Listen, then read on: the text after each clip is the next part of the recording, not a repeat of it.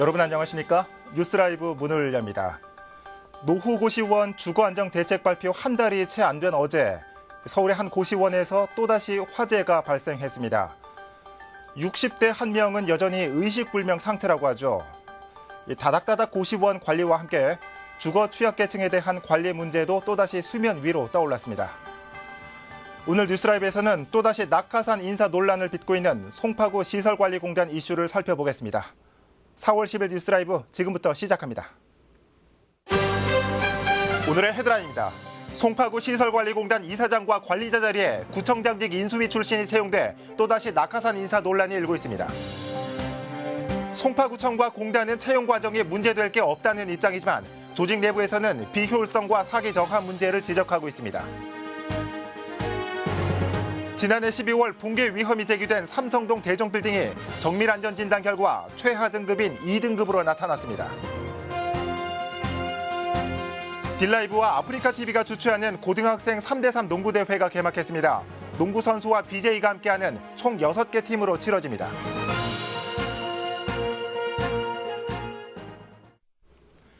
지난 2016년 낙하산 인사 논란으로 대규모 홍역을 치른 송파구 시설관리공단이 또다시 직원 채용 문제로 술렁이고 있습니다.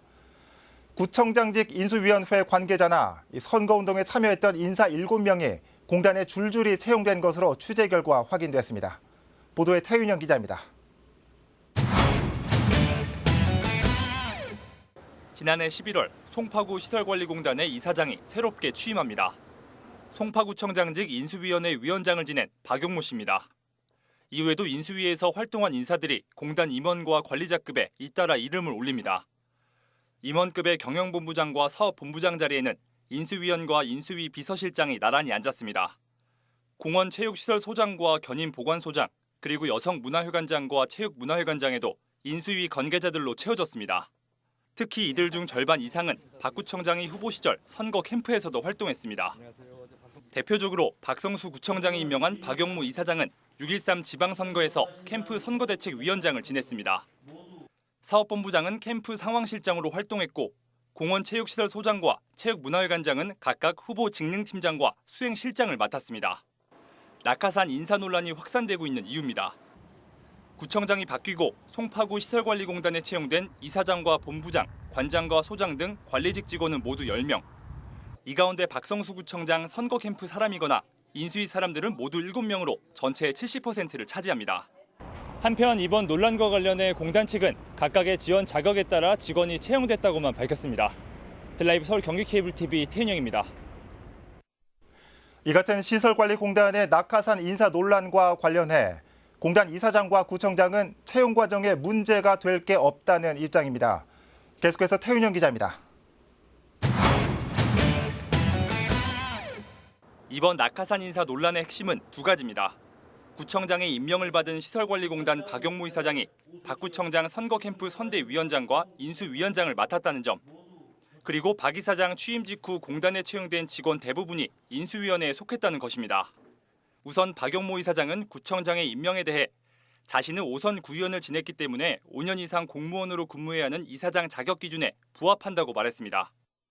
논란이 된 인사들이 인수위 사람이었는지 알았냐는 질문에는 합격 결과를 보고받고 알았다며 인수위에서 활동한 사람들이 자진해서 지원한 것이라고 답했습니다. 그러면서 공단 직원 채용은 내부 인사위원회를 통해 진행돼 이사장은 채용 과정에 참여할 수 없다고 강조했습니다. 취재진은 당시 인사위원회 위원장을 맡은 경영본부장의 입장을 듣기 위해 수차례 연락을 시도했지만 경영본부장은 끝내 응답하지 않았습니다. 전해드렸는데요. 본부장님이 안 받겠다고 하시니까. 한편 박성수 송파구청장은 서면 답변을 통해 현행법상 공단 내 채용은 이사장에게 권한이 있다고만 밝혔습니다. 딜라이브 서울 경기케이블TV 태윤영입니다. 하지만 이에 대해 시설관리공단 조직 내부의 목소리는 달랐습니다. 조직 비효율성과 비전문성, 거기에 직원 사기 저하 문제까지 시설관리공단 인사 논란으로 인해 파생되는 문제점을 직원들을 통해 들어봤습니다. 이 소식은 천서연 기자가 전해드립니다. 직원들은 먼저 조직의 비효율성을 지적했습니다. 관장과 소장 등 관리자급이 2년마다 바뀌면서 업무의 연속성이 떨어진다는 것입니다. 그분들이 왔다 가는 기간은 뭐 길면 3년, 2년 동안 있다 가는데 실질적으로 그분들이 와서 직원들을 판단하고 평가하고 또 업무 파악하기 위해서는 시간이 걸리고 하다 보니 직원들과의 충돌도 있고. 업무를 어느 정도 알고 있는 사람이 관리자로 오면 그나마 다행. 현장 업무를 모르는 사람이 현장 소장으로 채용되어 오는 경우도 발생합니다. 수방할 때나 그런 거는 많이 알려주죠. 어떻게 하면 어떻게 한다가 그런 것은. 오히려 팀원이 팀장 예. 알려주시는 것이. 그 어떤 민원인 발생하면 빨리 사무실 연락해서 어떻게 하시든지 뭐 하시든지. 그렇게. 일부 자리의 경우 이미 상급 직원이 관리 업무를 하고 있는 만큼 별도의 관리자가 필요하지 않다는 의견도 지배적입니다. 우리 직원끼리도 다 할 수 있는데 뭐하러 낙하산 오는지 이해가 안 가는 경우 많아요. 사실관리로 계약직이 없어도 돼요. 정말 그냥 직원들이 알아서 다 하면 돼요. 그냥 명확하게 얘기하면 그분들이 없어도 공단이 운영에 있어서 문제는 없다는 거죠. 공단이 공기업이라는 측면에서 예산 낭비라는 지적도 비껴갈 수 없는 겁니다. 공단 내부적으로는 인사 적체도 문제입니다. 더 이상 올라갈 자리가 없다는 것. 관장과 소장을 포함한 팀장급 TO가 계약직 그것도 낙하산 논란이 있는 외부 인사들로 매번 채워지면서 내부 직원들의 승진 기회가 고스란히 차단되고 있다는 설명입니다. 현장 근무를 하면서 경험을 쌓으면서 이제 자기가 이제 사무실에 올라가서 그 경험에 의해서 계속 연장해서 이제 할 수 있도록 그게 우리 현장에 맞게끔 또 조직의 이제 문화를 조직하게끔 할 수 있어야 하는데 자꾸만 소장이나 그분들이 낙하산이 계속 오시면은 단체장이 바뀔 때마다 관리자가 바뀌는 구조적인 문제에서부터 인사 적체가 불러온 직원들의 사기 저하까지 수년 동안 이어져온 낙하산 인사 논란에 공단 내부는 조금씩 멍들어가고 있습니다. 라이브 서울경기 케이블TV 천서연입니다. 그렇다면 다른 자치구의 경우 어떤 방식으로 산하기관 인사를 진행하고 있을까요? 낙하산 인사 논란을 최소화하기 위해 시도하고 있는 다양한 사례들 계속해서 천서연 기자가 알아봅니다. 동작구 시설관리공단입니다. 이곳의 경우 관장과 소장을 포함한 팀장급 직원은 모두 15명, 제한 공모직 1명을 제외하고 14명이 정규직입니다. 팀장급 등 간부 직원의 결혼이 생겼을 경우 내부 승진이 원칙, 자격이 되는 직원이 팀장이나 관장, 소장이 되는 형태입니다. 채워야 하는 T1은 신입인 8급 직원을 채용해 처음부터 일을 배우게 하고 있습니다.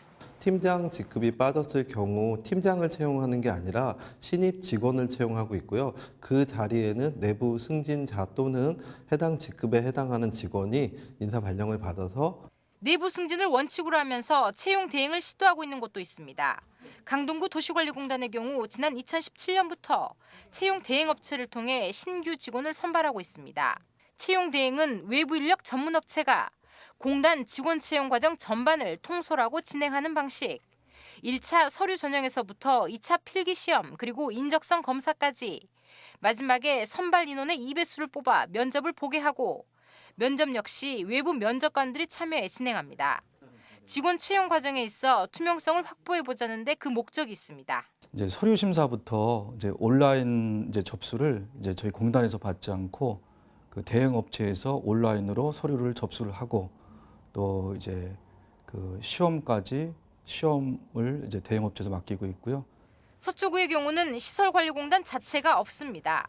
과거 공단 설립의 필요성 등이 검토됐지만 인사비리와 적자 운영 등이 언급되면서 현재까지도 없는 상태입니다. 타 자치구가 공단에서 하는 일은 구청 내에 담당과를 두고 공무원이 직접 하고 있습니다. 공단에 대한 계획이 없고 그냥 저희는 현 상태에서 그냥 계속 하고 있거든요. 그냥 공단 설립 계획도 일단 없습니다. 예. 이 밖에 관악구의 경우 시설관리공단 이사장 채용 시 인사청문회를 실시하기도 합니다. 후보자의 자질을 한 번 더 검증하자는 차원으로 구의회가 특별위원회를 꾸려 진행합니다. 일부 자치구 산하기관의 다양한 시도들, 직원 채용 과정과 인사에 있어 공정성과 투명성을 더하겠다는 의도입니다. 딜라이브 서울경기 케이블TV 천서연입니다.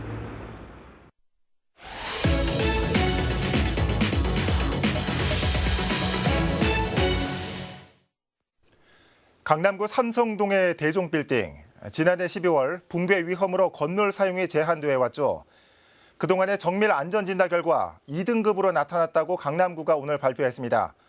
자세한 내용을 취재기자 연결해서 살펴보겠습니다. 지역배 기자. 네, 보도국입니다. 네, 강남구청의 발표에 따르면 대종빌딩 안전 상태가 심각한 것으로 보이는데 구체적으로 설명해 주시죠. 네, 강남구청은 오늘 지난해 12월 붕괴 위험으로 인해 건축물 사용이 제한됐던 대종빌딩의 정밀 안전 진단 결과를 발표했습니다. 예. 결과는 2등급 불량으로 나왔습니다. 2등급은 건물을 지탱하는 주요 부재에 심각한 결함으로 인해 시설물 안전에 위험이 있어 즉각 사용을 금지하고 보강 또는 개축해야 하는 상태를 말하는데요. 예. 강남구청은 이 결과에 따라 건축물 사용 제한과 출입자 통제를 계속 유지하기로 했습니다. 네. 이에 따른 조치가 이루어지기 전까지 시설물 관리를 강화할 예정입니다. 네. 그렇다면 그동안 어떤 과정으로 정밀 안전 진단이 이루어진 겁니까? 네, 대종빌딩은 지은 지 30년 정도 된 지하 7층의 지상 15층 건물입니다. 예.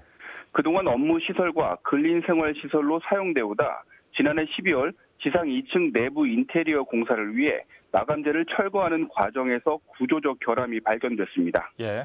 강남구는 해당 건물을 3종 시설물로 지정하고 지난해 12월 13일부터 건축물 사용을 제한하는 한편 관리 주체에게 긴급 구조 보강과 정밀 안전 진단을 하도록 조치했습니다. 이에 따라 지난달 22일까지 3개월 동안 전문 업체를 통해 정밀 안전 진단을 벌여왔습니다. 네. 최하 등급이면은 사실상 건물을 사용할 수 없을 것으로 보이는데 앞으로는 어떻게 되는 겁니까? 네, 강남구청은 보강 또는 개축이 이루어지기 전까지 위험 시설물인 3종 시설물로 관리하기로 했습니다. 예. 시설물의 안전 및 유지 관리에 관한 특별법에 따라 관리 주체에게 시설물 관리 계획을 수립해 정기 안전 점검과 시설물 유지 관리 결과를 제출받기로 했습니다. 예. 구청의 한 관계자는 정밀 안전 진단 결과 보고서를 제출할 때 소유자들이 재건축을 원한다는 의사를 밝힌 만큼 재건축이 결정되면 신속한 업무 처리를 통해 재산상 피해가 최소화되도록 하겠다고 말했습니다. 네. 지금까지 보도국에서 전해드렸습니다. 네. 지역배 기자 잘 들었습니다. 지난해 연말 붕괴 우려가 제기도 했던 강남구 삼성동 대종빌딩이 위험 판정을 받았다는 소식 전해드렸습니다.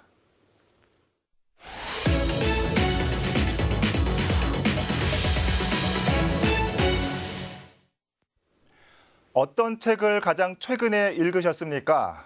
저에게 물으신다면 한 5초는 생각할 것 같습니다. 스마트폰 이용 시간은 늘고 있지만 독서 시간은 줄고 있는 요즘이죠. 구로구에서는 독서 증진을 위해 매년 올해의 책을 선정해 발표합니다. 오늘이 선포식인데 어떤 책이 선정됐을까요? 이성 구로구청장 직접 연결해 얘기 나눠보겠습니다. 청장님 안녕하십니까? 예, 안녕하세요. 네. 매년 구로구가 선정한 책을 구로의 책이라 그러나 봅니다. 올해는 어떤 책이 선정됐습니까? 예. 올해는 성인 부분에 1권, 청소년 부분 1권, 아동 부분 2권, 총 4권을 선정했습니다. 네. 성인 부분은요, 유현준님의 도시는 무엇으로 사는가, 그리고 청소년 부분은 살아있는 것들의 눈빛은 아름답다, 박종무 작가님 책입니다. 그리고 예. 아동 도서는 동화책 하나, 그림책 하나 해서요. 동화 부분은 박상기님의 박고, 그리고 그림책 부분은 박종진님의 북극곰이 녹아요입니다. 네. 이 성인과 아이 책까지 이렇게 선정이 됐군요. 매년 이렇게 구로의 책을 예, 선정하는 이유가 뭔지 궁금합니다. 저희가 6년째 이렇게 구로의 책을 선정하고 있는데요. 예. 책 읽기 사업이 책 읽는 구로라는 이 슬로건이 구로구의 매우 중요한 정책 과제 중에 하나입니다. 그래서 꾸준히 책에 관련된 이벤트도 하고 있지만요. 도서관을 저희가 굉장히 많이 늘렸고요. 또 독서 동아리 양성 사업이라든지 독서와 관련된 운동들을 1년 내내 하고 있습니다. 예. 어떻습니까? 실제로 이렇게 구로의 책을 선정하면 구민들의 독서량이 늘어나는지도 궁금하고요. 또 어떤 효과가 있는지도 궁금합니다. 우리가 이 책만 선정하는 게 아니고요. 구로구는 서울에서 가장 많은 약 100개 정도의 도서관을 가지고 있거든요. 예. 각 도서관별로 독서 토론회를 하고 또 독후감 발표 대회를 하고 저희가 1년 내내 이 책을 주제로 해가지고 네. 굉장히 많은 그런 다양한 행사를 합니다. 그렇게 그렇군요. 해서 이 책에 관련된 토론을 하면서 도서관도 많이 나오고 또 다른 책도 읽게 하고 하는 어떤 독서 진흥 운동의 일환으로 일환이라 보시면 되겠습니다. 네. 자, 저는 구로에 살고 있진 않지만 올해 구로의 책으로 선정된 책 꼭 한번 읽어보겠습니다. 청장님 오늘 시간 내주셔서 감사합니다. 예, 고맙습니다. 네, 올해의 책 발표에 나선 구로구 이성구청장 연결해봤습니다.